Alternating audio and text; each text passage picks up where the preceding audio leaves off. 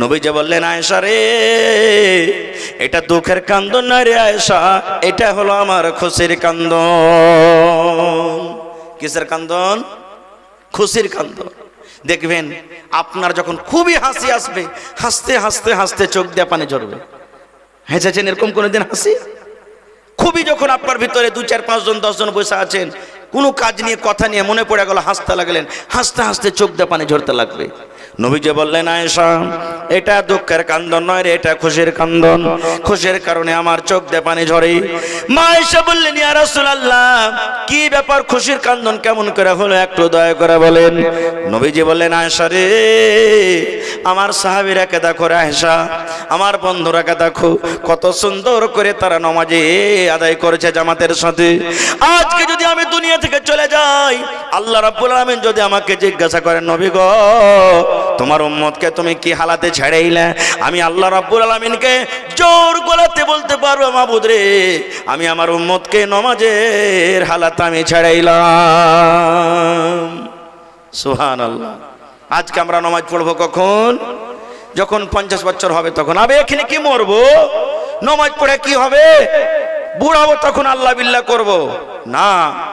আমার মাওলানা বসে আছেন, জিজ্ঞাসা করবেন। আল্লাহ রাসূল সাল্লাল্লাহু আলাইহি ওয়াসাল্লাম বলেছেন, জওয়ানি বয়সের ইবাদত, জওয়ানি বয়সের ইবাদতের দাম আল্লাহর কাছে যতখানি বেশি, বুড়াতে কালের ইবাদতের দাম অতখানি হবে না। জওয়ানি বয়সে যতখানি আপনি ইবাদত করে আল্লাহকে খুশি করতে পারবেন, বুড়া কালে অতখানি ইবাদত করে আল্লাহকে খুশি করতে পারবেন না। কত লোক কেমন আছে, নামাজ পড়বে না, পড়বে না, পড়বে না। পড়বে কখন? যখন রুকু করতে পারবে না, সাজদা করতে পারবে না, জি থরথর করে কাঁপবে, মাথা ঘুরবে, তখন নামাজ পড়বে। এরকম নামাজ পড়ে লাভ হবে? একটা গল্প করি ভাই। এই যুবক নওজওয়ান, যারকে বয়স করে গেছে, আফসোস করেছেন, করছেন, আল্লাহ যদি আজকে আমি যুবক থাকতাম কত ইবাদত বান্দেগি করতাম। এই যুবক যারা বসে আছে আজকে মজলিসে, এই যুবকের জন্য একটা ঘটনা আমি বলছি, ভালো করে শুনবেন। যত মা, খালা, দাদি, নানি, বহিন আছেন, আবু কদামা রাহমাতুল্লাহ আলাইহি মসজিদে নববী, এখানে কেউ হাজী সাহেব আছেন? কেউ নেই হাজী সাহেব নাকি? মসজিদে নববী, যে মসজিদ নবী নিজের হাতে বানালছেন, মদিনাতে আছেন, ওই মসজিদে নববীর দেওয়ালে হিলানা দিয়ে আবু কদামা রাহমাতুল্লাহ আলাইহি একজন বীর যোদ্ধা মানুষ বসে আছেন। একটা লোক এসে তখন বলছেন, আবু কদামা, একটা তোমাকে কথা জিজ্ঞাসা করবো। বলছে, কি রে ভাই? বলছে, তুমি জীবনে অনেক লড়াই করেছো, যুদ্ধ করেছো, একটা তোমার কোনো লড়াইয়ের কাহিনী আমার সামনে বলবে না, ঘটনা কেসা বলবে না, যে লড়াইটা শোনা পর? জি, এটা হাজী সাহেব, মাশাআল্লাহ, জাযাকাল্লাহ, মসজিদে নববী দেখে এসেছেন। তো ওই মসজিদে নববীতে হিলানা দিয়ে বসে আছেন কে? আবু কদামা রাহমাতুল্লাহ আলাইহি। একজন লোক এসে বলছেন, আবু কদামা, তোমার জীবনে তুমি অনেক লড়াই করেছো, যুদ্ধ করেছো, তো তোমার জীবনের একটা লড়াইয়ের কাহিনী আমাদেরকে বলবে না, যে লড়াইতে যে এরকম এরকম ঘটনা ঘটেছিল, যাতে শুনে কিছু আমরা আমল করতে পারি? বলছে, ভাই রে, জীবনে তো অনেক লড়াই করেছে, এটা ভালো কথা, কিন্তু আমার জীবনে একটা যুদ্ধ এমন আছে যার কাহিনী তোমার সামনে বয়ান করছি। বলছে, কি? বলছে, একবারকার ঘটনা, আমি লড়াইয়ের ছিলাম মালিক, যতটা সিপাহী ছিল তার সেনাপতি আমি ছিলাম। 100-200 মানুষকে নিয়ে আমি লড়াই করতে গেলাম, যুদ্ধ করতে গেলাম। যেতে যেতে যেতে যেতে রাস্তাতে আমাদের রাত হয়ে গেল। একটা গ্রামে ঢুকলাম, মুসলমানের গ্রাম এটা। তাদেরকে বললাম, ভাই, এই রাতটা কি আপনারা আমাদেরকে থাকতে দিবেন না? গ্রামের লোকেরা রাজি হয়ে গেল, আমাদেরকে একটা ঘর দিল, বলল, তোমরা যতটি লোক আছো এই ঘরটাতে তোমরা থাকো। আবু কদামা রাহমাতুল্লাহ আলাইহি বলেন, আমি এশারে নামাজ পড়িতে গেলাম। কোথায়? মসজিদে। মসজিদে নামাজ পড়ার পর আমি ওয়াজ শুরু করে দিলাম। ওয়াজ করতে করতে আমি দান চাইলাম তাদের কাছে। কি চাইলাম? জি জি জি, আল্লাহ, দেখেন আমি জানছি যে এখানকার মানুষ খুব মন দিয়ে ওয়াজ শোনে, না হলে পট করে 2-4-5 জন হাত চেড়ে দিত। জি হ্যাঁ, নিন্দু আসেনি এখানে, আর আগে বুঝা যাচ্ছে। জি, তো আমরা সবাই জান্নাতে চাই নাকি? সবাই জান্নাত যেতে চাই নাকি? আর আল্লাহর কাছে দোয়া করেন, আর আজকে মজলিসে দোয়া করছি, আল্লাহ, যত লোক এখানে ছোট বড় নরনারী আছে, আল্লাহ তুমি আমার উপরে দয়া করো, যাতে কিয়ামতের দিন সকলেই আমরা জান্নাতুল ফিরদৌসে জায়গায় পাবো। আল্লাহুম্মা আমিন। আল্লাহ, দুনিয়াতে যদি গুনাহ করি, আল্লাহ দুনিয়াতেই যেন আমাদের গুনাহ থেকে যায়, ইয়ার পাকাড়, ইয়ার মুআখিজ আল্লাহ কিয়ামতে তুমি করিও না। আল্লাহুম্মা আমিন। তো ভাই কোন কাজে কামিয়াবি আছে? কোন কাজে কামিয়াবি আছে? কোন কাজে আপনি কামিয়াব হইতে পারবেন? কোন মানুষ যদি 5 লাখ টাকা মাস ইনকাম করে, কোন মানুষ যদি মাসে 10 লক্ষ টাকা ইনকাম করে, আর যদি ওই লোকটার মধ্যে সুবহানাল্লাহ আমরা বলি কামিয়াব হয়ে গেছে, দুনিয়াতে লোকটা কামিয়াব হয়ে গেছে।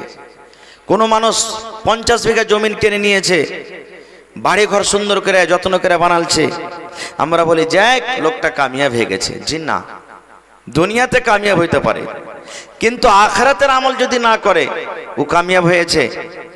কামিয়াব হয়নি এখনো। ভাই আমার, আজকে আমার টপিক বিষয় হলো নামাজ। নামাজ পড়তে গেলে আপনি কামিয়াব হবেন কেমন করে? কয় ওয়াক্তের নামাজ আছে ভাই একটু বলেন তো আপনারা, একটু মুখ খুলে কথা বলবেন। কয় ওয়াক্তের নামাজ আছে? জি 5 ওয়াক্তের নামাজ আছে, মাশাআল্লাহ। আচ্ছা, আল্লাহ তাবারাক ওয়া তাআলা এই জমিনের উপরে নবী মুহাম্মদ সাল্লাল্লাহু আলাইহি সাল্লামকে নামাজ দিয়েছেন না আরশের পাঞ্জরে ডেকে দান করেছেন আসমানের উপরে? জোরে বলেন। আসমানের উপরে নামাজের বাড়ি এলো তখন আসমানে নবী নিজে ডাকছেন, ইয়া মুহাম্মদ এসো তুমি আমার কাছে। জিবরিল ফেরেশতাকে পাঠিয়ে দিলেন, সময় পেলে পরে বলবো। বাকি যত আমল আছে দুনিয়াতে, রোজা দেখেন দুনিয়াতে ফরজ হয়েছে, যাকাত দুনিয়াতে ফরজ হয়েছে, হজ দুনিয়াতে ফরজ হয়েছে, পর্দা করা দুনিয়াতে ফরজ হয়েছে, বিভিন্ন রকমের যত আমল আছে সমস্ত আমল জমিনের উপরে হয়েছে। কিন্তু নামাজের যখন টাইম এলো, আল্লাহ তাআলা নামাজকে এত ভালোবাসেন, এত প্যার করেন, এত ইবাদতটা খাঁটি যে আল্লাহ তাবারাক ওয়া তাআলা নবীকে ডেকে আসমানের উপরে দান করেছেন। আর একটা প্রশ্ন করি আপনাদেরকে, যে আমাদের মাযহাব, আমাদের ধর্মের নাম কি? একটু জোরে বলেন। ইসলাম। ইসলামের মেন খুঁটি, মেন খাম্বা কয়টা? জোরে বলেন ভাই। জি, কিছু সবক দিয়ে যাব। মাদ্রাসার জালসা না, এটা একটা মাদ্রাসা, শিখার জায়গা। আপনাকে মাদ্রাসাতে আপনার বেটা বেটিরা শিখতে যাবে, আর জালসাতে খুতবাতে আপনারা শিখবেন। ইলিম কোনোদিন বুড়াই না। মানুষ আমি আপনি বুড়িয়ে যাব, কিন্তু ইলিম কোনোদিন বেড়াই না। যে কোনো টাইমে ইলিম আপনি শিখতে পারবেন, আর শিখতে হবে। যেটা না জানা আছে, যারা জানে তারাকে জিজ্ঞাসা করবেন। আপনাদের মতন ছাত্র সাহাবায়ে কেরাম ছিলেন। হযরত আবু বকর রাদিয়াল্লাহু তাআলা আনহু নবীর শ্বশুর, এটা নবীর শ্বশুর, নবীর কাছে ইলম শিখেছেন। তাহলে শ্বশুর কি 10 বছর 15 বছর কার হয়? বড় মানুষ না?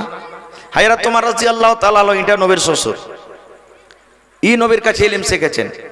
তাহলে এর মানে ইও বড় হয়ে শিখেছেন। আর এখনকার মানুষ আল্লাহুস সামাদ, যদি একটু আমরা বড় হয়ে যাই আর শিখতে যাব না, শরম লাগছে, ভুল হয়ে গিয়া শরম লাগছে। ইলমে কোনোদিন শরম করতে হয় না। আল্লাহর নবী একদিন বসে আছেন, আর একটা মহিলা এসে নবীকে প্রশ্ন করছেন। আল্লাহ রাসূল বসে আছেন, তার পঞ্জারে নবীর স্ত্রী বসে আছেন। আয়েশা মহিলাটা আল্লাহ রাসূলকে প্রশ্ন করছেন, ইয়া রাসূলুল্লাহ, মহিলাদের যদি স্বপ্ন দোষ হয় তারা কি গোসল করবে? দেখেন ইলম কি জিনিস। বলছেন, ইয়া রাসূলুল্লাহ, মহিলাদের, নারীদের যদি স্বপ্ন দোষ হয় তাহলে কি তারা গোসল করবে? আল্লাহ রাসূল বলছেন, নাম, হ্যাঁ। ইজারাতিল মা, পানি যদি দেখে কাপড় ভিজে গেছে, কাপড়ে ভিজা ভিজা লাগছে, তাহলেও গোসল করবে। আর স্বপ্ন দেখেছে কিচ্ছু নাই, ভিজা টিজা কিছু নেই, কোনো আসার দেখা যায় না, তাহলে কিন্তু গোসল করবে না। এরকম পুরুষও স্বপ্ন দেখেছে যে হ্যাঁ এই আমি স্বপ্ন দেখেছি, মনে হয় আমার নাইট ফল কিংবা ডে ফল হয়ে গেছে, মানে স্বপ্ন দোষ হয়ে গেছে, ওইটা দেখছে তো কিচ্ছু বোঝা যায় না, তোকে গোসল করতে হবে না। আর যদি দেখলে কিছু নিশানি আছে, ওই কাপড় ভিজা আছে বা আর কিছু দেখতে পেলে, তাহলে তাকে গোসল করতে হবে। তো বোঝা গেল কি, যে শরীয়ত শিখতে গেলে, দিন শিখতে গেলে লজ্জা করতে হবে না। লজ্জা করতে গেলে দিন শিখতে পারবে। আল্লাহর নবীর স্ত্রী মা আয়েশা রাদিয়াল্লাহু তাআলা আনহা ফরজ গোসল নবীর সাথে কেমন করে করেছেন ও নিজে বয়ান করেছেন। হাদিসে এসেছে যে আল্লাহ নবীর সাথে আমি গোসল করেছি, আল্লাহ নবী সাল্লাল্লাহু আলাইহি সাল্লামকে এরকম ভাবে ফরজ গোসল করতে দেখেছি। কয়টা লোক আমরা ফরজ গোসল করতে জানি? বিহা না বিহা, গোসল না গোসল, জেনে রাখেন, নবীর তারিকা মতন যদি গোসল না হয়, জীবন ভর গোসল করতে গেল গোসল নমাজ পড়ছেন, নমাজ পড়ে পড়ে দাড়ি পেকে গেল, মাথার চুল পেকে গেল, চামড়া ঝড়ো হয়ে গেল, চোখে চশমা পিনতে লেগেছেন, কিন্তু নবীর তারিকা মতন যদি নমাজ না পড়েন, আল্লাহর দরবারে নমাজ কবুল হবে না। সব থেকে বড় চোর কাকে বলেছেন নবী জানেন? একদিন সাহাবীদেরকে বলছেন, এ আমার সাহাবীরা, সব থেকে বড় চোরকে তোমরা জানো? কে বলছেন হুজুর যে গরু চুরি করে, কে বলছেন হুজুর যে খাদ চুরি করে, কে বলছেন হুজুর যে মাছ চুরি করে, কে বলছেন হুজুর কে অমুক চুরি করে, এই বিভিন্ন রকম বলে দিলেন। রাসূল কি বলছেন? রে আমার সাহাবী, একটা লোক উট চুরি করে সে বড় চোর নয় রে, একটা লোক গরু চুরি করে সে বড় চোর নয়, একটা লোক মাছ চুরি করে সে বড় চোর নয়, একটা লোক দানা চুরি করে সে বড় চোর নয়। সাহাবায়ে কেরাম বললেন, ইয়া রাসূলুল্লাহ, তাইলে বড় চোর কি? দয়ার নবী বললেন, ওরে আমার সাহাবী, জমিনের ওপরে ওই লোকটাই হলো সব থেকে বড় চোর, যে নামাজের ভিতরে চুরি করে।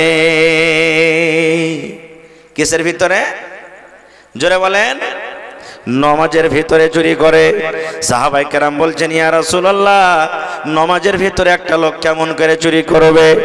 নমাজি কোন রকমের সোনা নাই, চাঁদি নাই, দানা নাই, পানি নাই, কেমন করে নমাজে চুরি করবে? নমাজে চুরি করার মতলব কি? আমার মায়েরা, খালারা শুনেন, নবী বললেন, সাহাবীরে, নমাজের মধ্যে চুরি করার মানে হলো নমাজ খুশু খুজুর সাথে পড়বে না, রুকুকে রুকুর মতন করবে না, সাজদাকে সাজদার মতন করবে না, কিয়ামকে কিয়ামের মতন করবে না, তিলাওয়াতকে তেলাওয়াতের মতন করে পড়বে না, তাশাহুদে তাশাহুদের মতন বসবে না। যেই নমাজি চুরি করে রে সাহাবী, সেই হলো সবথেকে বড় চোর। কেমন করে চুরি করে নমাজে? সুবহানাল্লাহ। আল্লাহর নবী একদিন মসজিদে বসে আছেন এক কোণাতে, আর একটা দিহাতি মানুষ, আরবিতে, আরবি দিহাতের মানুষকে, যেমন আমরা, আমাদের টাউনে কে বাড়ি না দিহাতে বাড়ি, তো দিহাতের মানুষ কে আরবি বলা হয়েছে। একটা আরবি এসে মসজিদের এক কোণাতে নামাজ পড়ছেন, যেমন আপনাদের মসজিদ, নবীজি এক কোণাতে আছে, বসে আছেন, ইবাদত বান্দিগি করছেন, আর একটা সাহাবী এসে নামাজ পড়তে শুরু করেছেন। নামাজ পড়ে আল্লাহ রাসূলের পাঞ্জরে গিয়ে বলছেন, আসসালামু আলাইকুম ইয়া রাসূলুল্লাহ। আল্লাহ রাসূল বলছেন, ওয়া আলাইকুম আসসালাম। নবীজি এতখানি বললেন, বলা পর নবী বলছেন, ইরজে ফাসাল্লে ফাইন্না কালাম তুসাল্লে, ও আমার সাহাবী, তুমি যাও বাবারে, নামাজ পড়ো, তুমি নামাজ পড়োনি। আচ্ছা, নামাজ পড়ে এসে সালাম দিলেন না, বিনা নামাজ পড়াতে সালাম দিয়েছেন সে সাহাবী? জোরে বলেন। নামাজ পড়া বাদে এবার রাসূলকে বলছেন, ইরজে, তুমি ঘুরে যাও, ফাসাল্লে, নামাজ পড়ো, ফাইন্না কালাম তুসাল্লে, তুমি নামাজ পড়োনি। গোর করবেন কথার পরে নবীজি কথাটা বললেন না, তুমি নামাজ পড়ো, তোমার নামাজ পড়া হয়নি, এটা বললেন না, তুমি নামাজ পড়ো, তুমি নামাজই পড়োনি। তাহলে নবীজি মিথ্যা কথা বলছেন নাকি? জোরে বলেন। নবীজি মিথ্যা কথা বলেন না। সেই সাহাবী চলে গেলেন, আবার দ্বিতীয়বার নামাজ পড়লেন, যেমন করে জানছেন। সেই সাহাবী আবার এসে বলছেন, ইয়া রাসূলুল্লাহ, আসসালামু আলাইকুম ইয়া রাসূলুল্লাহ। আল্লাহ নবী সালামের জবাব দিয়ে দিলেন। এবার নবী বললেন, ইরজি ফাসাল্লি ফাইন্না কালাম তুসাল্লি, ও আমার সাহাবী রে, যাও তুমি নামাজ পড়ো, তুমি কিন্তু এখনো নামাজ পড়োনি, যাও নামাজ পড়ো, তুমি নামাজ পড়োনি। কয়বার হলো? দুবার হয়ে গেল। এবার আবার নামাজ পড়লেন তৃতীয়বার। নামাজ শেষের পরে নবী কিন্তু দেখছেন কেমন করে লোকটা নামাজ পড়ে। আবার নবীকে এসে বলছেন, আসসালামু আলাইকুম ইয়া রাসূলুল্লাহ। আল্লাহ নবীকে এবার বলছেন, সাহাবীরি, ইরজি ফাসাল্লি ফাইন্না কালাম তুসাল্লি, যাও তুমি নামাজ পড়ো, তুমি নামাজ পড়োনি। হাদিস এসেছে তিনবার কিংবা চারবার নবীজি তাকে ঘুরিয়ে ঘুরিয়ে ঘুরিয়ে পড়ালেন, নামাজ পড়ো, তুমি নামাজ পড়োনি, নামাজ পড়ো, তুমি নামাজ পড়োনি, নামাজ পড়ো, তুমি নামাজ পড়োনি। এই জামানার যদি কোনো ভাই নামাজ পড়িতে জানে, আর কোনো ভাই যদি না জানে, তাকে যদি বলে যে ভাই তোমার নামাজটা পড়া হইল না, হওয়ার পরে রাখবে, দুদিন থেকে নমাজ পড়ছে, কতজন নমাজ করছে, নমাজ জানে, কতজন নমাজের বেটা কত বেশি পড়িতে জানে। ওকে এমন টেঁড়া কেরা বলবে না যে দ্বিতীয় দিন আর ওকে কেউ হেদায়েত করবে না, আর না হলে তারপরের দিন থেকে নমাজই পড়িতে আসবে না, নমাজই পড়বো না বলে নমাজই পড়া হয়নি, ও আসবে না নমাজ পড়তে। কিন্তু সে সাহাবী 3 বার কিংবা 4 বারের পর এবার রাসূলকে বলছেন, আল্লিমনি ইয়া রাসূলুল্লাহ, আল্লাহ নবী গো আপনি আমাকে নামাজ পড়া শিখিয়ে দেন গো নবীজি। আমি 3 বার নামাজ পড়লাম, বারবার আপনি আমাকে ঘুরিয়ে দিলেন। 100 বার যদি আমাকে ঘুরিয়ে বলেন নামাজ পড়ো, তুমি নামাজ পড়েনি, নামাজ পড়ো, তুমি নামাজ পড়নি। নবী গো যদি আপনি আমাকে বারবার ঘুরিয়ে পাঠান, আমি এরকম ভাবে নামাজ পড়িব, এরকম ভাবে নামাজ পড়িতে জানি, এর থেকে আমি ভালো করে নামাজ পড়িতে জানি না গো নবীজি। আমাকে আপনি শিখিয়ে দিন কিভাবে নামাজ পড়িতে হবে, শিখিয়ে দেন কিভাবে আমাকে নামাজ পড়িতে হবে। এবার রাসূল বলছেন, হ্যাঁ এতক্ষণে তুমি সোজা লাইনে এসেছো। এবার নবীজি তাকে নামাজ পড়া শিখিয়ে দিলেন। সময় পেলে পরে বলবো, এদিকে আর বলবো না। তো বোঝা গেল হাদিস থেকে বলার উদ্দেশ্য যে নবীর তারিকা মতন যদি নামাজ পড়ে পড়ে কপালে ঘটটা পড়ে গেছে, কিন্তু নবীজির তারিকা মতন যদি নামাজ না হয়, ওর নামাজ পড়া একদিনও বলেন একদিনও হয়নি। তাহলে শুধু নামাজ পড়িতে গেলে নামাজ হবে না, নামাজকে নামাজের মতন পড়িতে হবে, তাহলে নামাজ হবে। আল্লাহ রাসূল সাল্লাল্লাহু আলাইহি সাল্লাম রুকু করতেন, আল্লাহ রাসূল সাল্লাল্লাহু আলাইহি সাল্লাম সিজদা করতেন। সিজদাটা কত লম্বা হতো জানেন? সাহাবায়ে কেরাম বলছেন যে আরে আল্লাহ রাসূল নিন চলে গেছেন নাকি সিজদাতে যায়? কি বলতেন? আস্তে গল্প করেন। কি বলতেন?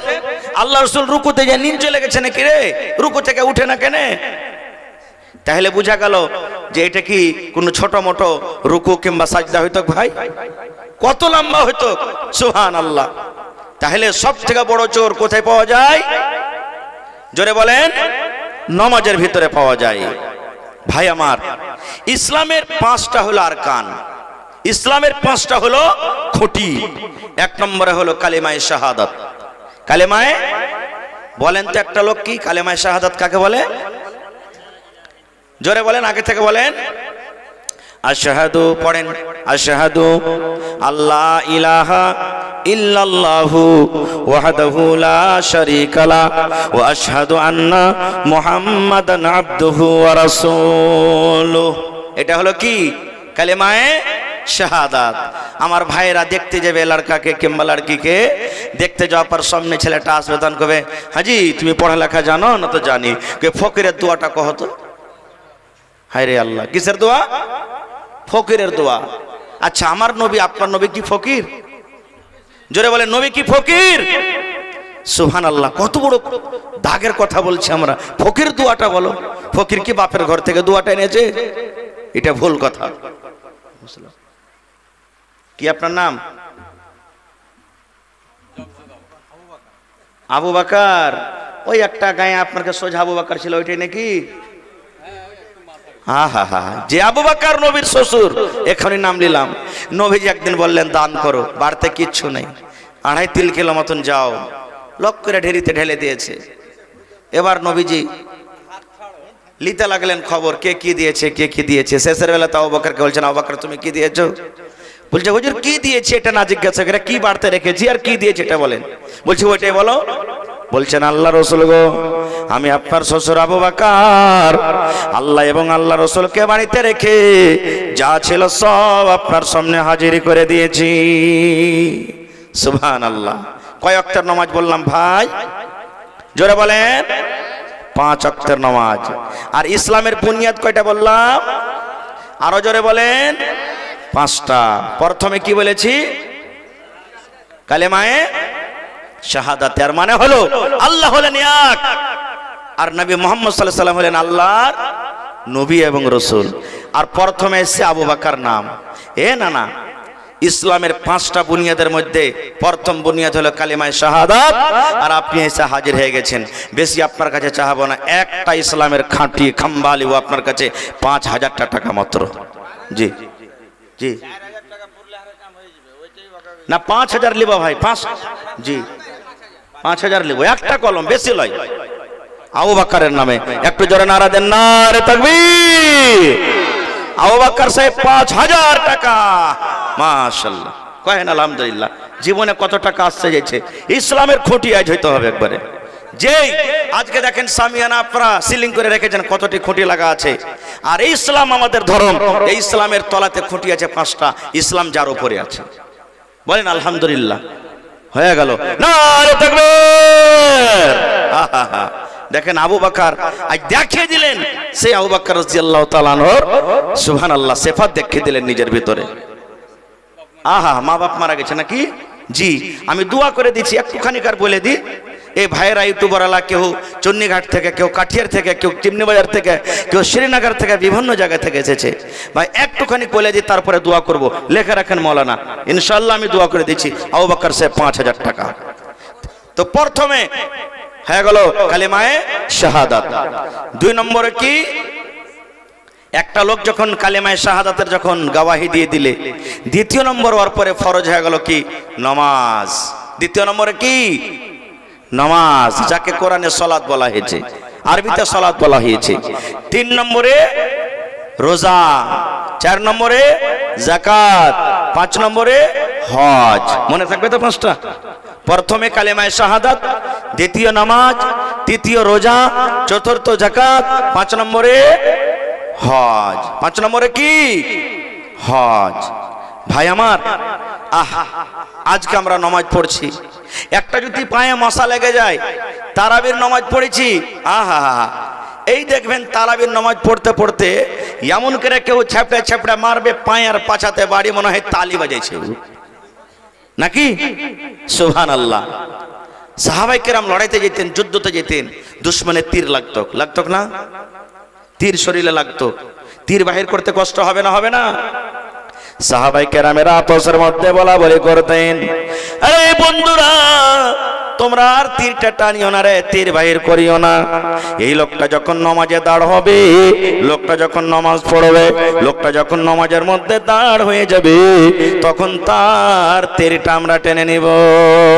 সাহাবায়ে কেরাম যখন নামাজ পড়তেন, নামাজে যখন দাঁড় হয়ে যেতেন, কার পিঠে তীর লেগেছে, কার পায়ে তীর লেগেছে, কার পাছাতে তীর লেগেছে, কার সিনাতে তীর লেগেছে, ওরে সুবহানাল্লাহ, নামাজের হালাতে তার 3টা টানা হতো। সেই সাহাবী বুঝতে পারতেন না, নামাজ পড়িতে এত আনন্দিত থাকতেন, নামাজ পড়িতে এত মগ্ন থাকতেন কি নামাজের হালাতে তার গা থেকে তীর টানা হতো। সেই সাহাবী বুঝতে পারতেন না যে আমি নামাজে আছি, আর নামাজের হালাতে আমার তার লোকে টানলো না। এরকম ছিলেন কি তাদের নামাজ? এরকম ছিল কি তাদের নামাজ? আল্লাহর নবী সাল্লাল্লাহু আলাইহি সাল্লাম 10 জন সাহাবী কে পাঠালেন তাবলীগের জন্য। কিসের জন্য? মুনাফিক। মুনাফিক কাকে বলে? যারা উপরে উপরে মুসলমান দাবি করে কিন্তু ভিতরে মুসলমান নয়। একটু মুনাফিক আয়েশা রাসূলকে বলছেন, ইয়া রাসূলুল্লাহ, আমরা নতুন নতুন মুসলমান হয়েছি, কিছু লোক আমাদের সাথে দেন যে আমাদেরকে পড়া শেখাবে, কোরআন শেখাবে। নবীজি 10 জন সাহাবীকে বললেন, যাও তোমরা আমাদের গ্রামে গিয়ে তোরাকে কোরআন শেখাবে। চলে গেলেন। যাওয়ার পর রাস্তাতে ওরা সিআইডি রেখেছিল, আরো লোকজন মুশরিকরাকে জমা করে রেখেছিল। মেলায় লম্বা ঘটনা, আমি যাব না ওদিকে। তারাকে মারবো বলে রাস্তা ঘেরাও করলো। 10 জন সাহাবী চড়ে এলেন কোথায়? পাহাড়ের উপরে। পাহাড়ের উপরে যখন চড়লে, নামো থেকে তীর মারতে পারবে না তাদেরকে। এবার বলছে, এই মুসলমানেরা, তোমরা নেমে এসো, তোমাদের সাথে ওয়াদা করছি তোমাদেরকে মারবো না, মারবো না তোমাদেরকে। 7 জন এলো না, 7 জনকে মেরে দিলেন। 3 জন নেমে এলেন। 3 জনের মধ্যে একজন হলো কে? খুবাইব রাদিয়াল্লাহু তাআলা আনহু। বাজারে তাকে বিক্রি করে দিলেন। বাজারে একজন মুশরিক তাকে কিনে নিল, কারণ গাজওয়ায়ে বাদরে এই খুবাইব রাদিয়াল্লাহু তাআলা আনহু তার বাপকে মেরেছিলেন, যে আমি খুবাইবকে আজকে কিনে নিয়ে যে তাকে কাতাল করব, বাপের বদলা নিব। সমস্ত ডেট ফিক্স হয়ে গেল। হ্যাঁ, আজকে 15 তারিখ, 20 তারিখের দিন খুবাইবকে অমুক ময়দানে সুলিতে চড়া হবে। ডেট ফিক্স হয়ে গেল। এবার খুবাইব রাদিয়াল্লাহু তাআলা আনহু বাড়ির ভিতরে, জেল ঘরে বন্ধ আছে, একটা ঘরে বন্ধ আছে।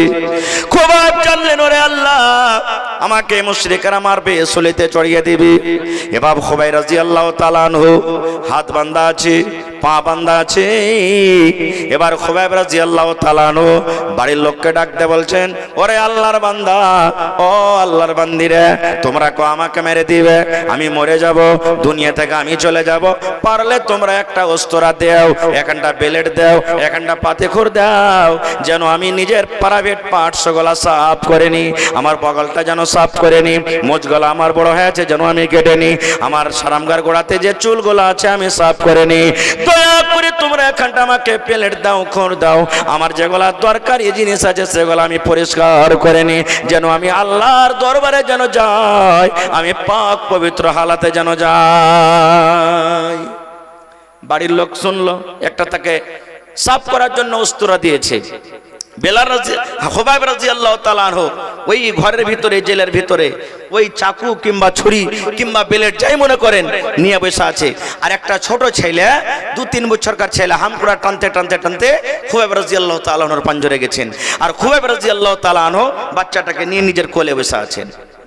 আর বাড়ির একটা মহিলা কিন্তু দেখে নিয়েছে যে বাড়িতে উবন দিয়েছে, আর হাওমাও করে চিৎকার করে নিয়েছে, ওরে আল্লাহ কি হলো, যা আল্লাহ কি করনু, ই তো ছেলেটাকে মেরে দিবে, কারণ একে 20 তারিখে ফাঁসি হবে, ই তো আমার ছেলেটাকে মারবে, ছাড়বে না। খো হযরত খুবাইব বলছেন, বোন রে তুমি কাঁদিও না, চিন্তা করো না রে বোন, চিন্তা করো না। মুসলমান, আমরা মুসলমান কোনোদিন ওয়াদা খেলাপি করে না, আমরা হলাম আল্লাহর নবীর সাহাবী। আল্লাহর নবী আমাদেরকে ট্রেনিং দিয়েছেন, দিনের শিক্ষা দিয়েছেন। এই জন্য বাবুরে তুমি চিৎকার করিও না, কান্নাকাটা করিও না। তোমার ছেলেটা আমার কাছে এসেছে বলে আমি কোলে নিয়েছি, তোমার ছেলেকে আমি সরিষায় দ্বারা পরিমাণ ক্ষতি করব না, নাও তোমার ছেলেটাকে নিয়ে চলে যাও। এবার সেই মহিলা বলছেন, আল্লাহ রে, আমি যখন খুবাইবের কাছে গেলাম, তার কাছে দেখলাম খাজুরের খোসা পড়ে আছে, নারিকেলের খোসা পড়ে আছে, আঙ্গুরের খোসা পড়ে আছে। আমি তাকে জিজ্ঞাসা করলাম, ভাই রে, তোমাকে তো আমরা ছাতু খেয়ে খেয়ে রাখছি রে ভাই, তোমাকে তো আমরা রুটি খাইয়া খাইয়া রাখছি, আজকে আঙ্গুর তোমাকে কে দিয়ে গেল? এই মদিনার ভিতরে, মক্কার ভিতরে তা আঙ্গুর এখন হয় না, এই আঙ্গুর তোমাকে কে দিয়ে গেল? এবার খুবাইব রাদিয়াল্লাহু তাআলা আনহু বললেন, ওরে আল্লাহর বান্দি, এই রোজে, এই খাজুর, এই আঙ্গুর আল্লাহ রব্বুল আলামিন আমাকে দান করেছেন। কে দান করেছেন? আল্লাহ, সুবহানাল্লাহ। এবারে ঠিক 20 তারিখ এলো, গোটা দেশের মানুষ জমা হয়ে গেল, এখন খুবাইবকে ফাঁসিতে লটকানো হবে। এবার মক্কার বড় বড় নেতা সরদার তারা জমা হয়ে গেল, খুবাইবকে বলছেন, খুবাইব তুমি এখন মরে যাবে, দুনিয়া থেকে চলে যাবে, শেষ তোমার কোনো যদি আরমান থাকে বলো, শেষ খাইশ যদি থাকে বলো। আজকে আমরা হইতাম তো কি বলতাম, আরে মক্কার বেঈমান শয়তানেরা, তোরা আমাকে মেরে দিবি রে, আমি দুনিয়া থেকে চলে যাব, আমাকে 8 ঘন্টা মতন সময় দে, কিংবা আমার বাড়িতে একটু খবর দিয়ে দে, আমি মায়ের মুখখানা একবার দেখবো, আমার ছেলেটার মুখখানা একবার দেখবো, আমি আমার স্ত্রীর সাথে 2টা গল্প করব, কারণ দুনিয়া থেকে আমি চলে যাব, আর মার সাথে আমার দেখা হবে না, বিবির সাথে দেখা হবে না, ছেলের সাথে দেখা হবে না, মেয়ের সাথে দেখা হবে না। আরে আল্লাহর বান্দা, একটুখানি সময় দিয়ে দে, একটুখানি আমাকে টাইম দিয়ে দে, আমার সুন্দর তুলা ফুটফুটি ছেলেটার মুখখানা দেখবো। এ কথাটাই আমরা বলতাম নাকি? কিন্তু আল্লাহর নবীর সাহাবী যখন তাকে জিজ্ঞাসা করা হলো, খুবাইব তুমি তো মরে যাবে, শুলিতে তোমাকে ঝোলানো হবে, শেষ তোমার কোনো আরমান থাকেতে বলো, শেষ কোনো তোমার খাবার থাকেতে বলো, তোমার আশা পূর্ণ করা হবে, মত ছাড়া তুমি মত থেকে রেহাই পাবে না, এটা বাদ দিয়ে তুমি যা চাইবে তোমার দরকারকে পূর্ণ করা হবে। এই ভাই মুসলমান দেখেন, এবার খুবাইব রাদিয়াল্লাহু তাআলা আনহু বলছেন, রে মক্কার বেঈমানেরা, এই মক্কার মুশরিকরা, তোমরা শুনে নাও, আজকে আমি মায়ের মুখ দেখতে চাই না, বিবির মুখ দেখতে চাই না, ছেলের মুখ দেখতে চাই না রে, আজকে তোমরা আমাকে 10 মিনিট 15 মিনিট পর ফাঁসি দিয়ে দিবে, 8 ঘন্টা পর ফাঁসিতে ঝুলিয়ে দিবি। এই দেখো ফাঁসির দড়ি লটকানো হয়ে গেছে। এরে আল্লাহর বান্দারা, আমাকে একটা শেষ আবদার তোমরা পূর্ণ করতে দাও, আমি ওযু করব, আর ওযু করার পর আমি 2 রাকাত আমি নামাজ পড়ব, আমি 2 রাকাত নামাজে আমি আল্লাহর সাথে কথা বলবো। কার সাথে? আল্লাহর সাথে কথা। মক্কার লোকেরা বলছে, হে এইটাই তুই চাইলি? বলছে, হ্যাঁ যা পানি দেওয়া হলো, ওযু করলেন, ওযু করার পর লম্বা নামাজকে করলেন না, শর্টকাটে নামাজ পড়লেন একবারে মুখতাসার ভাবে। একজন বেঈমান বলছেন, আরে খোবাইব তোমরা তো নামাজ পড়ো লম্বা লম্বা কই না, আজকে তুমি এত শর্টকাটে নামাজ কেনে পড়লে, কারণটা কি? তুমি যদি ইচ্ছা করতে নামাজটাকে তুমি লম্বা করতে পারতে। এবার খোবাইব রাদিয়াল্লাহু তাআলা আনহু বলছেন, আল্লাহর বান্দারা রে, আমরা হলাম আল্লাহর নবীর সাহাবী, ওরে সুবহানাল্লাহ, আমি যদি আজকে নামাজটাকে লম্বা করতাম তোমরা এই কথা আমাকে বলতে। দেখো খোবাইবকে দেখো, মরণের ভয়ে নামাজে লম্বা করে দিয়েছে, নামাজটাকে লম্বা করে দিয়েছে, এই কথাটা যেন তোমরা বলতে না পাও, এই জন্য আমি আল্লাহর সাথে কথা বললাম খুবই শর্টকাটে, চলো আমাকে কোথায় নিয়ে যাবে, এখন আমাকে মেরে দাও, কাতাল করে দাও। এবার তার গলাতেই ফাঁসি লটকে দেওয়া হয়েছে, এখন খুজুরে খোবাইবকে মেরে দেওয়া হবে। এই টাইমে সময়তে মক্কার বেঈমান বলছেন, খোবাইব একটা কথা তুমি যদি বলতে পারো, তোমার মুখখানা দিয়ে একটা কথা যদি তুমি বলে দাও, আজকে তোমাকে এই বান্ধন থেকে, কাতাল থেকে তোমাকে আজাদ করে দেওয়া হবে। এবার বলছে কি কথা? বলছে খোবাইব রে, তুমি একটু খালি মুখ দিয়ে কথাটা বলে দাও, আজকে আমি ইসলামের জন্য, দ্বীনের জন্য মরছি, আজকে মোহাম্মদ বলে ছেলেটার জন্য আমি মরছি, ছেলেটার পড়তে যদি আমি ঈমান না আনতাম, তার কথা যদি আমি মা মানতাম, আজকে আমাকে ফাঁসি দেওয়া হতো না। এই খোবাইব তুমি একবারে কথাটা শুধু মুখ দিয়ে বলে দাও, আজকে আমি যে জায়গাতে দাঁড় হয়ে আছি, আমার গলাতে ফাঁসি লাগা আছে, আমার জায়গাতে যদি মোহাম্মদ ছেলেটা হতো তাইলে কিন্তু কত ভালো হতো, এই কথাটা তুমি শুধু বলে দাও। যেমন কথাটা বলা, খোবাইবের চোখ দিয়ে ঝরঝর করে পানি ঝরতে লাগলো, আর বলছেন মক্কার বেঈমান রে, আল্লাহ রাব্বুল আলামিন যদি আমাকে 10 বার দুনিয়াতে হায়াত দেয়, আর 10 বার যদি আমাকে তোমরা ফাঁসি দাও, আর এই বারবার এই কথাটাই বলো, তুমি একবার বলো যেন আমার জায়গাতে নবী দাঁড় হয়ে যায়, এটা বলা দূরের কথা, আমি এই কথা বলতে পারবো না কি আমার নবীর পায়ে এখন কাঁটা গড়ে যায়, নারে তাকবীর, আমি এই কথাটাও বলতে পারবো না। মেরে দিলেন। শেষ আমল হলো কি? খোবাইবের শেষ আমল হলো কি? জোরে বলেন। হায় রে আল্লাহ, বুঝতে পারলেন না? খোবাইব রাদিয়াল্লাহু তাআলা আনহুর শেষ আমল কি? আমাদেরও নামাজ হয়েছে শেষ আমল নাকি? হয় না? কিন্তু জানাজার নামাজ লোকে পড়বে, আমরা পড়বো না। শেষ আমল তো হয়েছে, কিন্তু লোকে পড়বে, আমরা পড়বো না।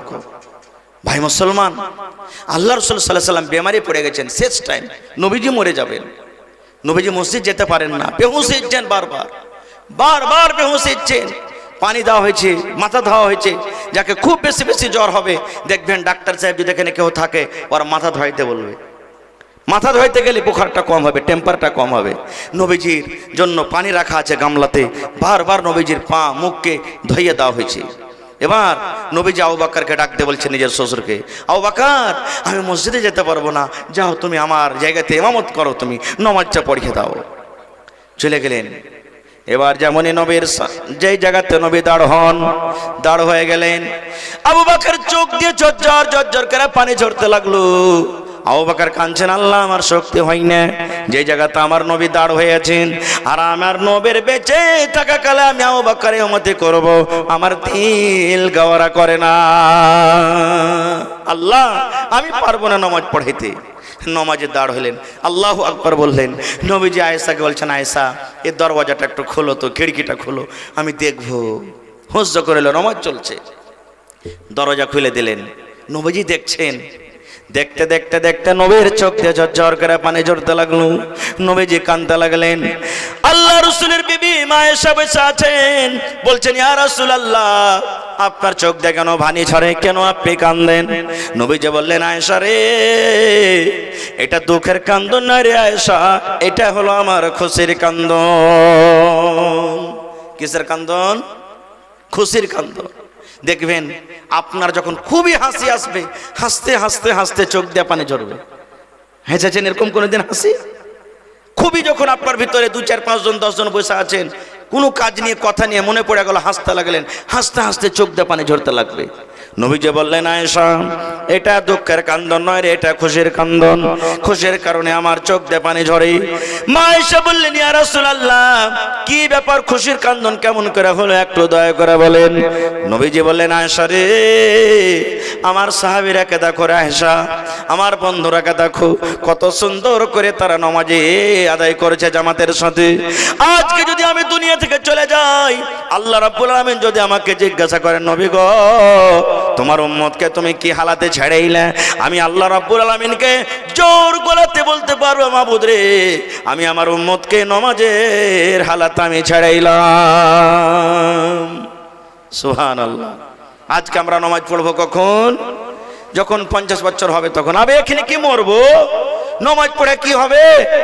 বুড়াবো তখন আল্লাহ বিল্লাহ করব না।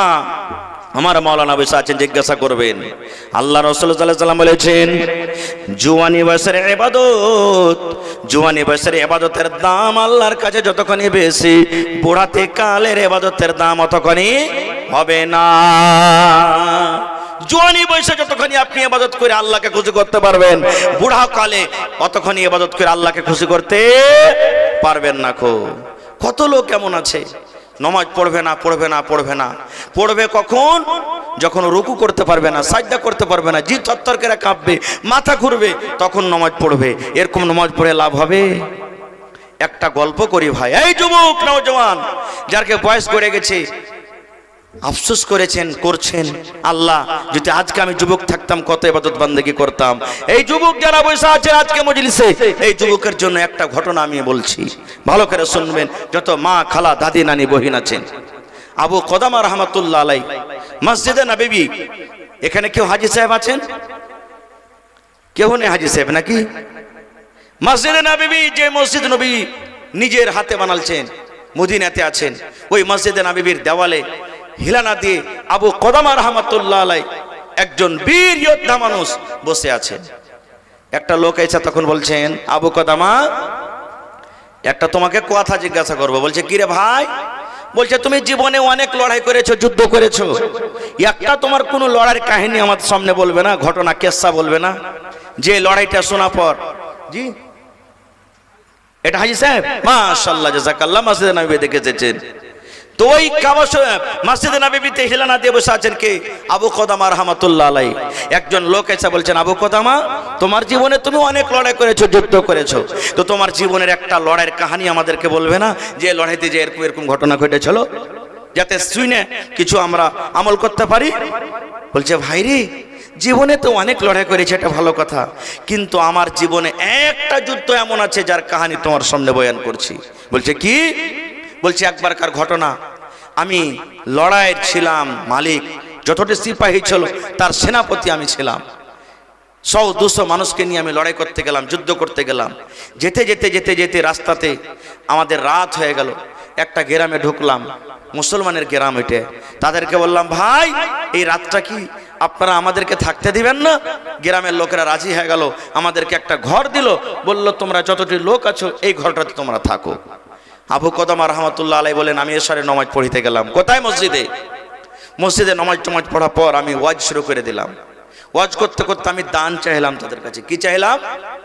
দান। কেন? এ ভাইয়েরা তোমরা শোনো, এ দেবীনগরের গ্রামে তোমরা শোনো, আল্লাহ রাব্বুল আলামিনের পথে এসেছি ভাই রে। আমরা গরিব মানুষ, আমাদের কাছে মাল নাই যে আমরা তীর কিনতে পারবো, তলোয়ার কিনতে পারবো, তীর কিনতে পারবো, ঢাল কিনতে পারবো। আমরা গরিব মানুষ, যদি তোমরা পারো আমাদেরকে সাহায্য করো। কেউ একটা ঢালের দাম দিয়ে দাও, কেউ একটা তীরের দাম দিয়ে দাও, কেউ একটা সুলফের দাম দিয়ে দাও। এই করে করে তোমরা দান করো। আল্লাহ রাহে দান করতে গেলে আল্লাহ রাব্বুল আমিন তোমাদেরকে নাকি দান করবেন। আবু কদামা রাহমাতুল্লাহ আলাইহি বললেন, যে যা পারলেন দান করলেন। দান কোটাকে নিয়ে আবার আমরা বাসাতে চলে গেলাম, যে ফজরের নামাজ পড়ে এখান থেকে রওনা হয়ে যাব। ঠিক রাত মোটামুটি 12 থেকে 1টা বেজে গেছে। বলছেন যে 12-1টা রাতে আমরা যে ঘরে আছি, ওই ঘরের দ্বারাও যাতে কে যেন এরকম ভাবে ডাকছে, আমাদেরকে ইশারা করছে, মুখে কথা বলে না। আবু কদামা বলছেন, আমার দিলটা কিন্তু ঘাবড়ে গেল। হ্যাঁ, এত রাইতে কি এসেছে রে? দরজাতে ঠক ঠক ঠক ঠক করে আওয়াজ দিচ্ছে, বাড়ি দিচ্ছে। কোন দুশমন এলো নাকি? আমাদের খবর পেয়েছে, দুশমন হামলা করতে এসেছে নাকি? আবু কদামা বলছেন, আমার যতটি বন্ধু সব কিন্তু ঘুমিয়ে আছে। বলছেন আমি এক হাতে লালটেন নিলাম, তখন লাইন ছিল ভাই, এই লাইন তো 10 বছর থেকে এলো, 15 বছর থেকে এলো।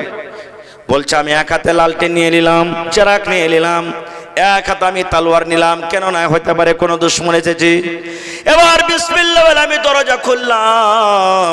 ওরে সুবহানাল্লাহ, রাত 12, 1টা 2টার সময়তে দেখছি কোনো দুশমন নয় রে, একটা মহিলা পর্দার সাথে বোরকা পিন্দে আমাকে ডাক দিয়েছে। একটা মহিলা বোরকা পিন্দে আছে, চাদর গায়ে দিয়েছে, মুখ টুক দেখা যায় না। এবারে দরজা যখন আমি খুললাম, আমাকে সালাম দিলে, আসসালামু আলাইকুম। আমি সালামের জবাব দিলাম তাকে। এবার মহিলা আমাকে জিজ্ঞাসা করছে যে তুমি কি আবু কদামা, তোমার নাম কি আবু কদামা? মহিলাটা জিজ্ঞাসা করছেন। বলছে হ্যাঁ আমার নাম আবু কদামা। বলছে তুমি কেমন করে আমার নাম জানলে? বলছে তুমি না মসজিদে ওয়াজ করছিলে এশারের নামাজের টাইমে? বলছে হ্যাঁ। যেমন এই কথাটা বলা, আবু কদামা বলেন মহিলার চোখ দিয়ে ঝরঝর ঝরঝর করে পানি ঝরতে লাগলো। এবার বলছেন মহিলা, সাগের যেমন পটলি হয়, এই পটলির মতন কি যেন বান্ধা আছে, আর এখানটা হাতে তার চিঠি আছে, কাগজে লেখা আছে কে জানি না, ওই চিঠিখানটা আর ওই পোটলাটা বস্তাটা আমার হাতে থামিয়ে দিল, আর কানতে কানতে কানতে মহিলা আবার রওনা হয়ে গেল। আবু কদামা বলছেন আল্লাহ, এত রাইতে আমাদের জন্য কেউ নাস্তা পানি দিয়েছে নাকি? কি আছে পটলিতে? বলছে আমি আবার ঘরটাকে লক করলাম, ঘরের ভিতরে আমি বসে গেলাম। ওরে সুবহানাল্লাহ, এবার আমি পটলিটা খুললাম। পটলির ভিতরে কোনো শাক নাই, কোনো টাকা নাই, কোনো গম নাই, কোনো খাবার নাই। ওই পটলির ভিতরে একটা চুলের রস্সি বাঁধা আছে। কিসের রস্সি? চুলের রস্সি। মাথার চুল থাকে না, এই চুলের রস্সি, চুলকে কেটে কেটে রস্সি বাঁধা আছে। এবার চিঠিখান খোলা হয়েছে, চিঠিখান লেখা আছে। মহিলা বলছেন আবু কদামা ভাই, তুমি আমাকে দানের কথা বলেছো, মসজিদে সব লোক দান করেছে, যে যা পেরেছি। বলছে ভাই রে, আমার দুনিয়াতে স্বামী নাই, আমার স্বামী দুনিয়া থেকে চলে গেছেন রে ভাই, আমি একটা বেওয়া মুসাফির মানুষ, আমার কেউ নাই যে তোমাকে আমি দান করব বলে তোমাকে কিছু দিব। কিন্তু ভাই রে, এই আমার মাথার চুল গালা কেচড়ে চেড়ে চেড়ে চেড়ে চেড়ে চেড়ে আমার মাথার চুল ঘন, আমি জানি এই কাজটা করতে গেলে গুনাহ হবে, পাপ হবে, দান করব বলে মন কান আমার ছটফট করছে রে ভাই।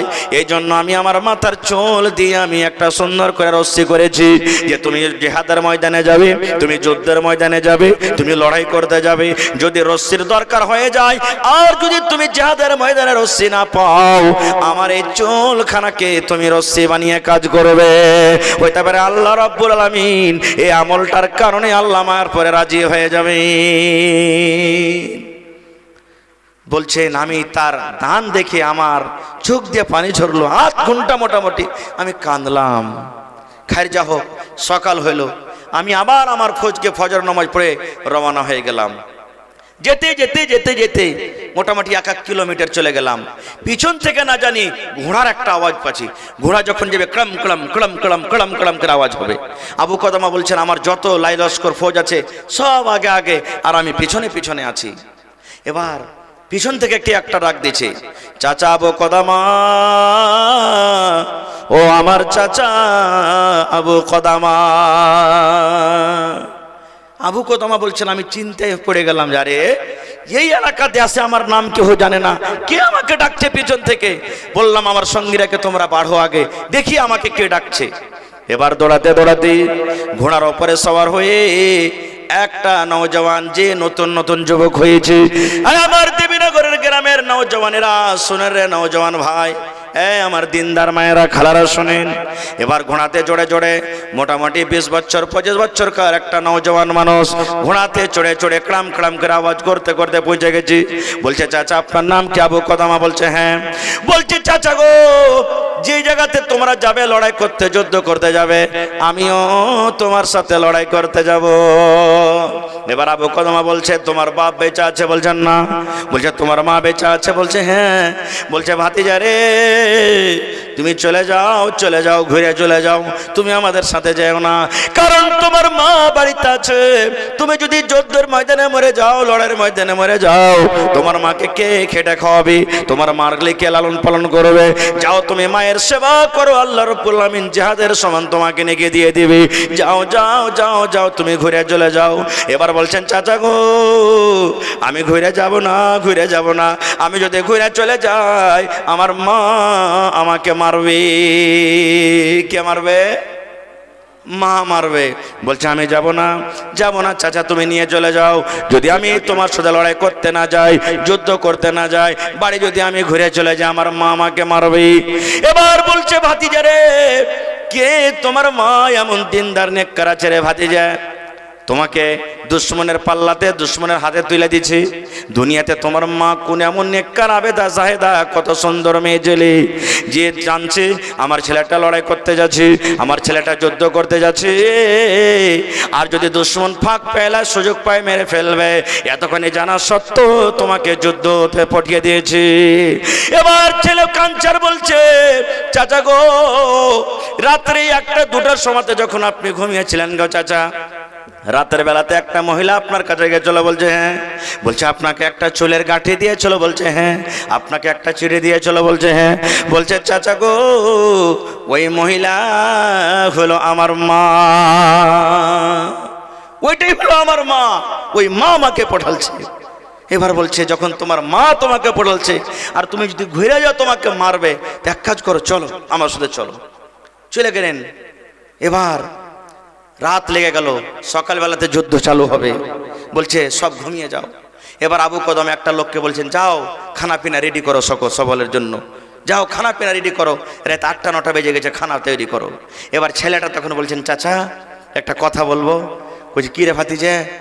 বলছে চাচা গো, যত লোক আজকে এই ময়দানে আছেন, আজকে আমি তাদের জন্য খানা তৈরি করব, আমাকে পারমিশন দিয়ে দেন। এবার বলছে ভাতিজা রে, তুমি ছোট মানুষ, তুমি আরাম করো, ঘুমাও, আমার মধ্যে অনেক মানুষ আছে খানা তৈরি করার জন্য। বলছে চাচা গো, একটুখানি আপনি অর্ডার করে দেন, আমি খানা তৈরি করব, একটু আপনি আমাদেরকে আদেশ করেন। এবার যখন খুব বলতে লাগলো তো বলছে ঠিক আছে, যাও তুমি খানা তৈরি করো। পাথরকে জড়ো টড়ো করে যেমন ভাবে হোক খানা চাপিয়ে দিয়েছে। এবারে ছোট মানুষ, এক তো সারাদিনকে আর থাকাওয়াট খাস্তানা শরীর, এরকম ভাবে একটু কায়েত হয়েছে তো ঘুমিয়ে গেছে। একটু লেট দেখে আবু কদমা বলছেন ছেলেটার কাছে আমি যাই তো, যে খানাটা হলো কি হলো না। যার করে দেখছে, তোরে আল্লাহ, ও তো শুইতে আছে, কে খানা বানাইবে? আর শুইতে তো আছে, কিন্তু হঠাৎ করে খটখট খটখট করে স্বপনে হাসতে লেগেছে। মানুষ স্বপন দেখে তো হাসে না, কেউ কান্দে না। দেখবেন ছোট ছেলে পিলাগুলা যখন ক্রিকেট খেলে রাইতে শুধবে, ধরলাবে ধরলাবে ধরলাবে, চোকা চোকা চোকা, এই ছক্কা চলে গেল, ছক্কা চলে গেল, ছক্কা চলে গেল বলবে না? কেউ যদি বিজনেস করে, পাইকার করে, ও এই যে লাপ্তি আছে দেখবেন, বোরা উতার দো, আবার উতার দো, মানে বোরা লাপ্তি আছে, উতার দো। রাইতে শুতে শুতে ও কইবে উতার দো। ওর স্ত্রী পাঞ্জার শীত থেকে কি কইবে? ইমিনসাকে দেখো দিনে যা করছে এখনো তাই করছে, বলবে না? তা হাসতে লেগেছে। এবার হাসতে হাসতে হঠাৎ করে তার স্বপন ভেঙে গেছে। স্বপন ভেঙে যেমনই দেখছে সামনে কে বসে আছে, আবু কদমা রহমতুল্লাহ আলাইহি বলে আছেন। এবার সে লজ্জিত হয়ে গেছেন যে আমাকে খানা বানাতে আমি নিজে পারমিশন নিয়েছি আর শুতে নিন চলে গেছি। তখন বলছে চাচা আমাকে মাফ করে দাও, আমি একটু ঘুমিয়ে গেছিলাম, এখন আমি বানিয়ে দিচ্ছি। আবু কদমা বলছেন ভাইরে, ভাতিজা রে, তুমি হাসলে কেন? কারণটা কি হাসার? একটু তুমি দয়া করে বলো। বলছে চাচা এটা আমাকে জিজ্ঞাসা করিও না। বলছে ভাতিজা রে, তুমি কেন হেসেছো? কি কারণে হাসলে? যদি তুমি আমাকে না বলো তোমাকে আমি রান্না করতে দিব না, দয়া করে বলো। সেটা বলছে চাচা গো, আমাকে আল্লাহর মধ্যে ছেড়ে দেন, আমি যা দেখেছি যা দেখে এসেছি আমি আর আল্লাহ জানি, আমাকে ছেড়ে দেন, আপনি জিজ্ঞাসা করিয়েন না। এবার আবু কদমা বলছেন ভাতিজা, তুমি যতক্ষণ পর্যন্ত আমাকে না বলবে তুমি কেন হাসলে, কি স্বপ্নে দেখলে, কি কারণে তোমার মুখে হাসি দেখলাম তুমি বলো। যতক্ষণ না বলবে ততক্ষণ তোমাকে রান্না বান্না করতে দেওয়া হবে না।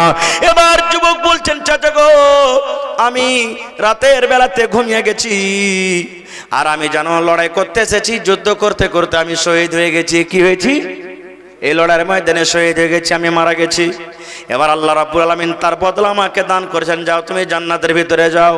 এবার আমি যখন জান্নাতের ভিতরে আমি যাচ্ছি, আমার দুই দিকে নারীরা মহিলারা দাঁড় হয়ে আছে, এদিকে মহিলারা দাঁড় হয়ে আছে, এদিকে মহিলারা দাঁড় হয়ে আছে। আমি হাঁটতে হাঁটতে হাঁটতে হাঁটতে হাঁটতে আমি ঘরের দিকে আমি হাঁটতে লেগেছি। এবার যখন আমি যাচ্ছি, একটা মহিলা আর একটা মহিলাকে বলছেন, এটা মারজিয়ার স্বামী। কার স্বামী? মারজিয়ার স্বামী। কার স্বামী এটা? মারজিয়ার স্বামী। উয়াকে বলছে এটা মারজিয়ার স্বামী, উয়াকে বলছে এটা মারজিয়ার স্বামী, উয়াকে বলছে মারজিয়ার স্বামী। এবার আমি জিজ্ঞাসা করলাম, রে আল্লাহর বান্দিরা, তোমাদের মধ্যে কে মারজিয়া আছে? তোমরা যে বলছে এটা মারজিয়ার স্বামী, তোমাদের মধ্যে কার নাম মারজিয়া? এবার তারা বলতে লাগলো, এই যুবক, আমাদের মধ্যে কেউ মারজিয়া নাই রে, আমরা হলাম মারজিন আর আমরা দাসী, আমরা হলাম তার সেবক, তার সেবা করি, যত্ন করি। মারজিয়াকে তুমি দেখতে চাও, তোমার জন্য রেডি হয়ে আছি। ওই জান্নাতের ভিতরে ঘরটা দেখো, ওই ঘরের ভিতরে তুমি চলে যাও, তোমার জন্য মারজিনা রেডি হয়ে আছি। এবার বলছে আমি ঘরের দিকে হাঁটতে লাগলাম, স্বপনে। কিসে? স্বপনে বলছে, স্বপনের কথা। হাঁটতে হাঁটতে দেখছি, বলছে চাচা গো, কি মার্জিনার রূপ! ওরে আল্লাহ, এরকম বেটি ছেলে জীবনে কোনোদিন আমি দেখিনি গো চাচা। কি বড় বড় চোখ আর কি মোলায়েম বাদাম! ওরে আল্লাহ, দেখে মনে হয় জীব হয়ে ইচ্ছে। আমি যে শুনেছি এটা আমার স্ত্রী হবে, আমি তার স্বামী হব। মশারি টাঙ্গা আছে, মশারির ভিতরে পালঙ্কে বসে আছে, আমি তার পালংখানে বসতে গেছিলাম। যেমনই আমি বসতে গেলাম, মার্জি আমাকে বললে, রে আল্লাহর বান্দা, না না, বসতে হবে না তোমাকে, তুমি আমার বিছানাতে বসিও না। এইবারে বললাম, চাচা গো, এই মার্জিয়া, তোমার নাম কি মার্জিয়া? বলছে হ্যাঁ। বলছে আমি তো শুনতে পেলাম ওখানে তুমি আমার স্ত্রী, তোমার পাঁচজন, আমি কেন বসবো না? এবার চাচা আমাকে বলতে লাগলো, হ্যাঁ তুমি আমার স্ত্রী, তুমি আমার স্বামী, আমি তোমার স্ত্রী হব আর তুমি আমার স্বামী হবে। আরে আল্লাহর বান্দা, স্ত্রী স্বামী হওয়ার জন্য এখনো আল্লাহর কাছে তোমার পারমিশন হয়নি, এখনো তুমি পারমিশন পাওনি। যাও যাও যাও, লড়াই করতে করতে, যুদ্ধ করতে করতে তুমি যদি শহীদ হয়ে যাও আল্লাহর রাহে, তুমি যদি মরে যাও, আল্লাহ রাব্বুল আলামিন তার বিনিময়ে তোমাকে আমাকে দান করবেন। চাচা গো, এই কথা যখন আমি মার্জিনার মুখ থেকে শুনলাম, আমি নিজের খুশিটাকে ভিতরে থামতে না পেরে আমি জোর জোর গলাতে আমি হাসতে লাগলাম, নারে তাকবীর, হাসতে লাগলাম। এবার আবু কদমা বলছেন, আল্লাহ, ছেলেটা কিভাবে শহীদ হবে? আসলে তার স্বপ্নটা সত্য হবে কি হবে না, আমি তার পিছনে কিন্তু লেগে গেলাম। এবার সকাল হলো, সাববান্দি হলো, কাতার লাগলো, সব নিজের নিজের পাঞ্জরে নিজের নিজের আত্মীয়কে রেখেছে। দু ভাই গেছে, ভাই ভাই পাঞ্জরে দাঁড়ালছে, কে জানি আমাকে কেউ তীর তালোয়ার মারে তো তুই রুখবি। গ্রামে গ্রামে লোক, পড়োশির লোক এক অপরের সাহায্য হয়ে আছে, দাঁড়িয়েছে পাঞ্জরে, আমাকে কেউ মারলে তুই আমাকে রুখবি। কিন্তু আমার একটু এই দেমাকে হিটেক করলো কি, আরে ওই ছেলেটাকে তো কেউ জানে না মজলিসের মধ্যে, অন্য গ্রামের ছেলে, ও কোন জায়গাতে আছে, দাঁড় হয়ে আছে। এবার পিছনে দেখছে কাতারে, পিছনেও নাই, মধ্যলাইনে দেখছে তো ওখানেও নাই। নজর করতে করে দেখছে, ও আল্লাহ, ছোট ছেলেটা সব থেকে একবার আগা দিকে, আগা কাতারে দাঁড় হয়ে আছে তালোয়ার নিয়ে, আগা কাতারে। বলছে আমি কাতার চিরে চিরে চলে গেলাম। কাতার চিরে চিরে যাওয়ার পর তখন আমি তার হাত খানটাকে ধরলাম, হাত ধরে আমি পিছন দিকে টানতে লাগলাম। ছেলে বলছে, চাচা গো, কোথায় আপনি আমাকে নিয়ে যাবেন? বলছে, ভাতিজারে, তুমি পিছন লাইনে দাঁড় হও, কারণ তুমি লড়াইয়ের তারিখে জানো না। যারা যোদ্ধ পহলমান তারা আগা দিকে লড়াই করবে, আগা কাতারে থাকবে, তুমি একটা ছোট ছেলে, যুবক মানুষ, তুমি পিছনে দাঁড় হও। বলছে, চাচা গো, আমার মা আমাকে বলেছে, খবরদার লড়াই করতে যাবি রে, পিছন কাতারে দাঁড়াবি না। মা বলেছেন, চাচা গো, আগা দিকে আগা লাইনে তুই খাড়ো হবি রে বেটা, খবরদার খবরদার তুই পিছে লাইনে দাঁড় হবি না। এই জন্য আমি আগা লাইনে দাঁড় হবো চাচা। আমার মা আমাকে শিখালছে, আমার আব্বা খুব বড় একটা যুদ্ধ ছিলেন, আমাকে তালোয়ার চালা, তীর চালা আমাকে শিখিয়ে গেছেন, এই জন্য আমি দাঁড় হইলাম। খায়ের যা হোক, লড়াই শুরু হয়ে গেল, ঘামাসান লড়াই শুরু হয়ে গেল। উয়াকে মারে, উয়াকে কাটে, মার কাট করতে করতে করতে ঠিক দুপুরের বেলা যখন ফজরের আজান হয়ে গেল, আল্লাহু আকবার, আল্লাহু আকবার, ফজরের আজান হয়ে গেল, লড়াই বন্ধ হয়ে গেল, লড়াই শেষ হয়ে গেল, দুশ্মন পালিয়ে গেল, কাউকে মারা হলো, আমাদের কিছু লোক মরলো। এবার গিনতি করলাম আমাদের মধ্যে কে কে মারা গেল। গিনতি করতে করতে করতে সুবহানাল্লাহ, ওই যুবক ছেলেকে কিন্তু পাওয়া যায় না। কোথায় যুবক? আরে খুঁজো ওই যুবক কোথায় গেল, ওকে কেন আমাদের দলে দেখতে পাই না, দেখো যুবক কোথায় চলে গেল। এবার খুঁজতে খুঁজতে খুঁজতে খুঁজতে দেখছে একটা ছোট্ট মতন গর্ত, ছোট্ট মতন খাল, ওই খালটাতে ছেলেটা পড়ে আছে। পাগড়ি যে মাথাতে মা বেঁধে দিয়েছিল, পাগড়িটা রক্তে রক্তিত হয়ে গেছে। এই যে এত তীর এত তলোয়ার তার গায়ে লেগেছে, সুবহানাল্লাহ, জামা কাপড় সমস্ত রঙে গেছে। ছেলে কাঁদছে, চাচা আবু কদামা আপনি কোথায়, কেমন আছেন চাচা গো, একটু আমার পাঞ্জরে এসেন। এবার কাঁদতে কাঁদতে কাঁদতে আবু কদামা বলছেন, আমি দৌড়াতে দৌড়াতে দৌড়াতে, একটা বাচ্চা যখন কাঁদে মা যেমন তাকে কোলে জড়িয়ে ধরে নাই, আমি ওই ছেলেটা মাছের মতন ছটফট ছটফট করছে ময়দানে, আমি তাকে কোলে নিয়ে নিলাম, আমার বুকখানে তাকে লাগিয়ে দিলাম। এবার আমি তার পাগড়িটা খুলে রক্ত গালাকে মুছছি, খুন গালাকে আমি সাফ করছি।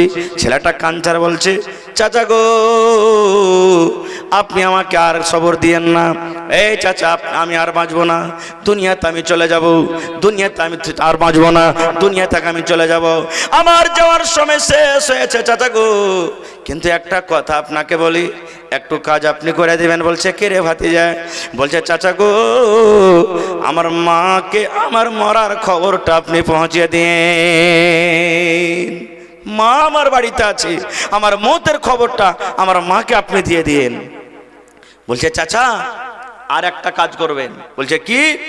বলছে এই যে আমার মা আমার মাথাতে পাগড়ি বেঁধে যায়, পাগড়িটা নিয়ে নেবেন। এই যে জামা কাপড় আমাকে পিঁধে দিয়েছে, জামা কাপড়টা নিয়ে নেবেন। বলছে কেন রে ভাতিজা? বলছে চাচা গো আপনি যদি আমার মাকে বলে দেন তোমার ভাতিজা তোমার বেটা শহীদ হয়ে গেছে, মা আমার বিশ্বাস করবে না। যতক্ষণ পর্যন্ত আমার জামা কাপড় নিজের চোখে না দেখবে অতক্ষণ পর্যন্ত আমার মা কিন্তু বিশ্বাস করবে না, বিশ্বাস করবে না। খুব বলছে আমি ছেলেটাকে নিয়ে কাঁদলাম।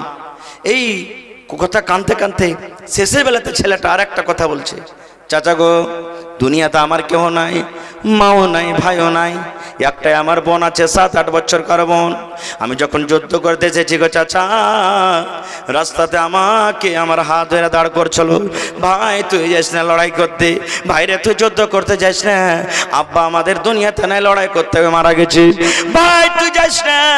কিন্তু মা কেমন ভাবে ডাঁটলো, আমার বোন কেমন ভাবে ডাঁটলো, এই বেটা তুই লড়াই করতে যা, কেন তোর বোনকে তুই রুখছিস, বাধা দিচ্ছিস। চাচা গো আমার মার জন্য যদি পারেন তো একটু মালের ব্যবস্থা করে দিবেন, দানা পানির টাকা পয়সার ব্যবস্থা করে দিবেন, আর আমার ওই ছোট বোনটাকে একটু আপনি সবর দিয়ে দিবেন। ঠিক ছেলেটা দুনিয়া থেকে চলে গেল। এবার আবু কদমা রহমতুল্লাহ আলাইহি বলছেন আল্লাহ তার স্বপ্ন কি হলো? সত্য হয়ে গেল, তার স্বপ্ন সত্য হয়ে গেল। তাকে কাফন দাফন করার পর এইবারে আবু কদমা বলছেন হারে এই ছেলেটার মাকে আমি দেখিনি, চেহারা কেমন, ওর নাম জানি না, আর ওই ছেলেটাকে আমি নাম জিজ্ঞাসা করলাম না যে ছেলে তোমার নাম কি, তোমার বাপের নাম কি, আমি কেমন করে তার গ্রামে বলবো আর খুঁজবো আমি। খায়ের যা হোক লড়াই করে বাড়িতে যাচ্ছে, ওই মেয়েটা তার বোন কিন্তু দাঁড়িয়ে আছে। বলছে হাজি আমার ভাইকে দেখো নি? বলছে না জানি না, মানে কেউ না জানে না, আবু কদমা রহমতুল্লাহ আলাইহি শুধু জানছে। আবার একটা লোক পার করছেন, হাজি আমার ভাইকে দেখো নি? না জানি না।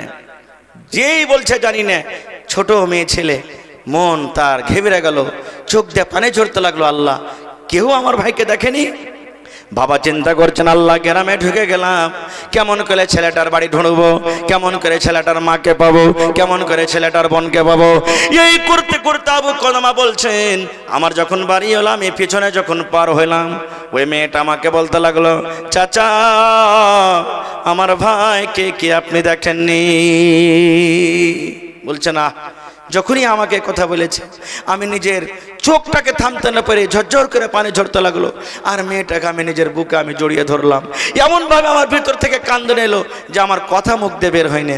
আমি কাঁদতে কাঁদতে বললাম বেটি রে চলো, তোমার বাড়ি কোথায় আছে, আমাকে নিয়ে চলো।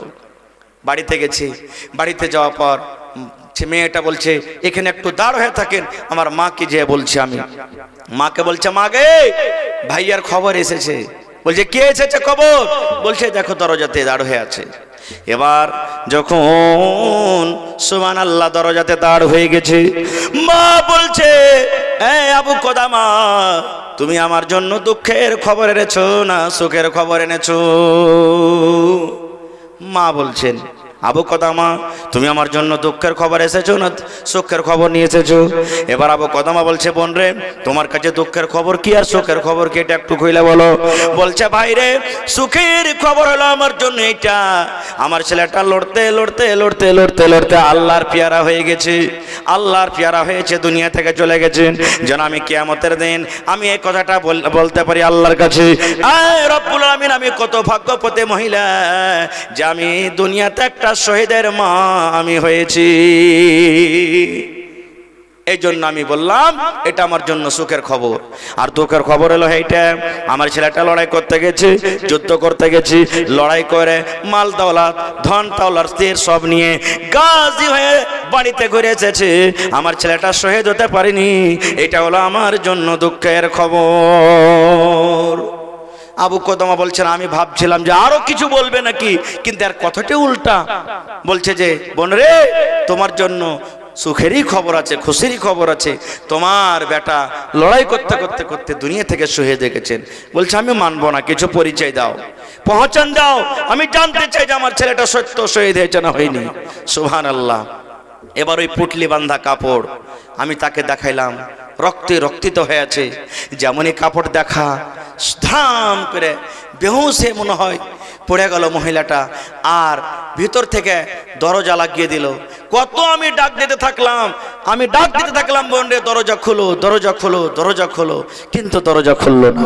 এই যুবক, এরকম জওয়ানিটাকে কামিলিয়েছেন ভাই, দিনের খাতিরে কামিলিয়েছেন। সুবহানাল্লাহ, দিনের খাতিরে কামিলিয়েছেন। আল্লাহ রাসূল সাল্লাল্লাহু আলাইহি ওয়াসাল্লাম বলেছেন, ইগতানিম খামসান ক্বাবলা খামসিন।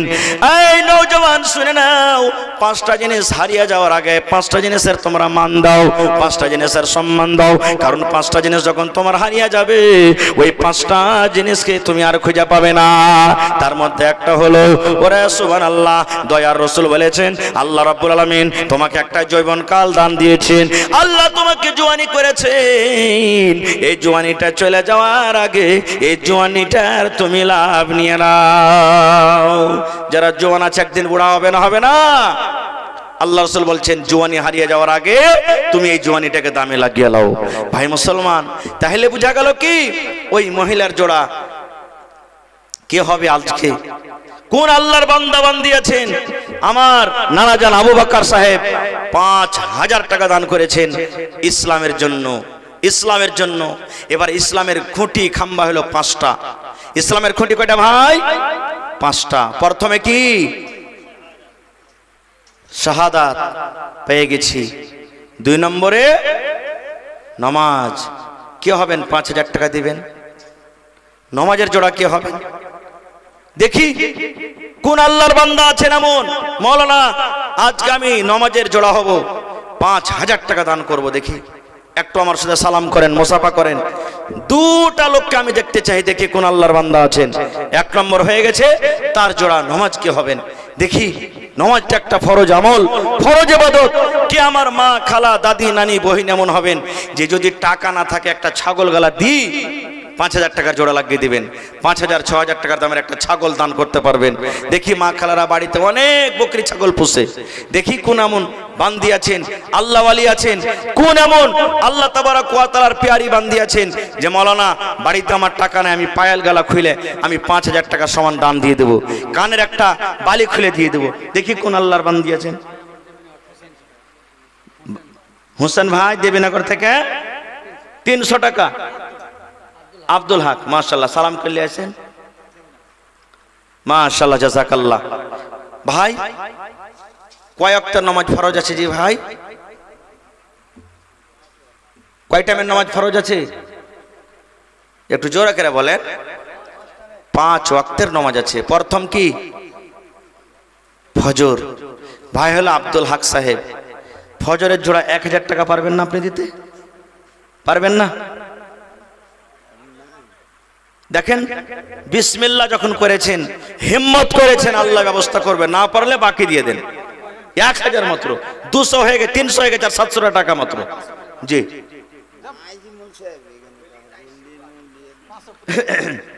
আচ্ছা, ২০০ টাকা দিয়ে দেন, আপনি লেখে দেন, মোল্লা দিয়ে দিবেন ইনশাআল্লাহ, লেখে দেন, আর ২০০ টাকা মাত্র।